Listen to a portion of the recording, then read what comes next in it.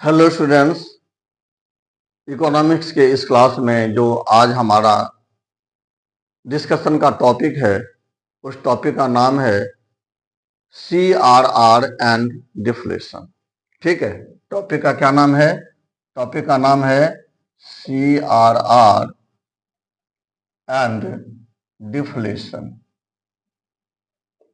Deflation यानी कि इस क्लास में हम आप इस बात की जानकारी लेंगे कि CRR का यूज करके सेंट्रल गवर्नमेंट अथवा RBI डिफ्लेशन की स्थिति को ये दोनों के दोनों किस तरह से कंट्रोल करते हैं। ठीक है, तो इसके लिए सबसे पहले अपने लोग आते हैं CRR की क्या मीनिंग होती है, यानी मीनिंग ऑफ CRR। ठीक है, इसकी क्या मीनिंग होती है? तो मैं बता दूं आपको CRR के लिए कि CRR का जो फुल फॉर्म है वो पहले जान लीजिए।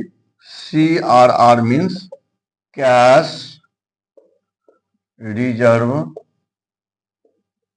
रेशियो। ठीक है, कैश रिजर्व रेशियो।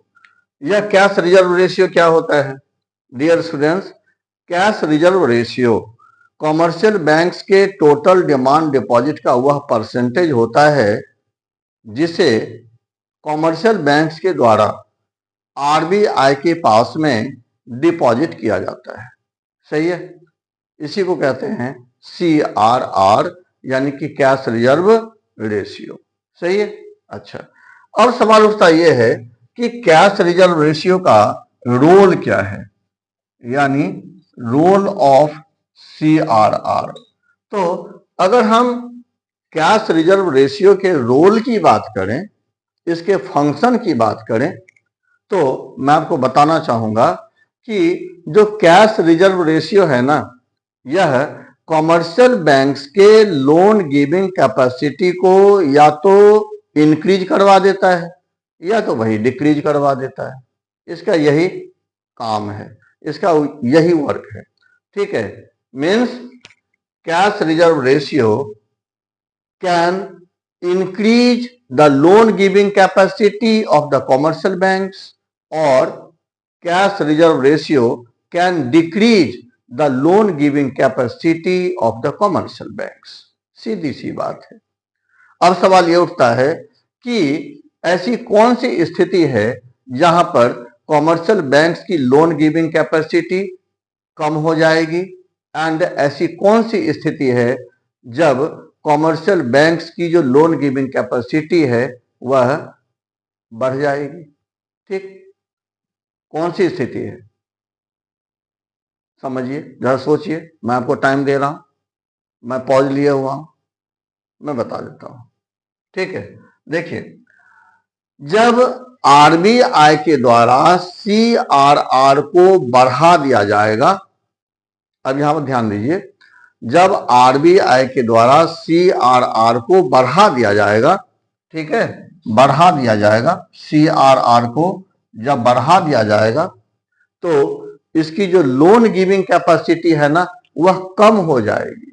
दोनों में रिवर्स रिलेशनशिप है। ठीक है, CRR एंड कॉमर्शियल बैंक्स के लोन गिविंग कैपेसिटी में इनवर्स रिलेशनशिप है, निगेटिव रिलेशनशिप है।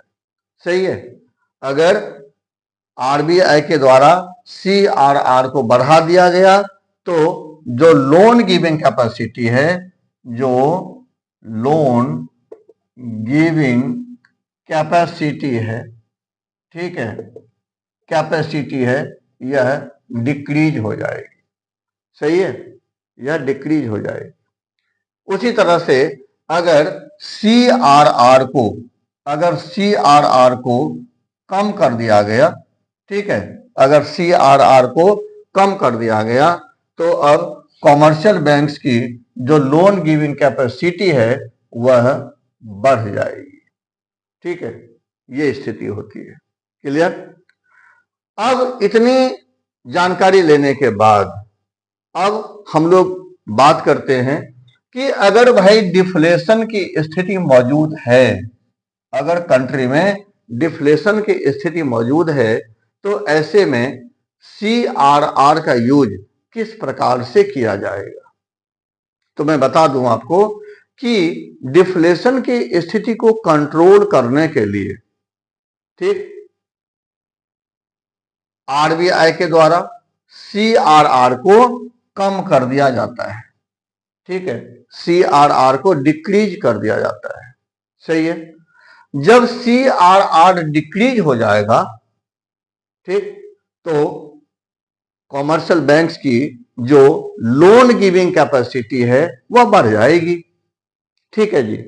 Loan giving capacity commercial banks की बढ़ जाएगी, एंड जब loan giving capacity commercial banks की जब बढ़ जाएगी, तो commercial banks will become able to advance more and more amount of loan to the general people, to all classes of people, सही है, या अधिक से अधिक लोन देने में कामयाब होने लगेगा।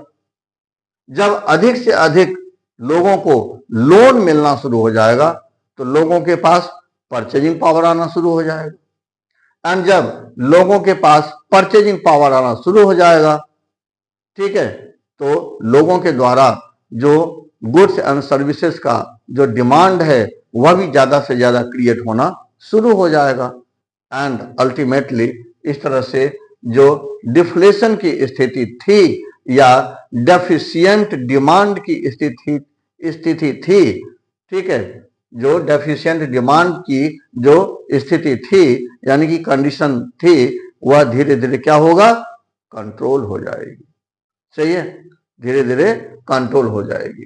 तो डियर स्टूडेंट्स, इस तरह से CRR का यूज करके जो RBI है यह डिफ्लेशन की स्थिति को कंट्रोल कर लेता है, ठीक है। तो उम्मीद है आपको ये समझ में आया होगा, एंड फिर से अपने लोग मिलते हैं दूसरे वीडियो में दूसरे टॉपिक के साथ। तब तक के लिए जय हिंद, वंदे मातरम, thank you for watching and all the best.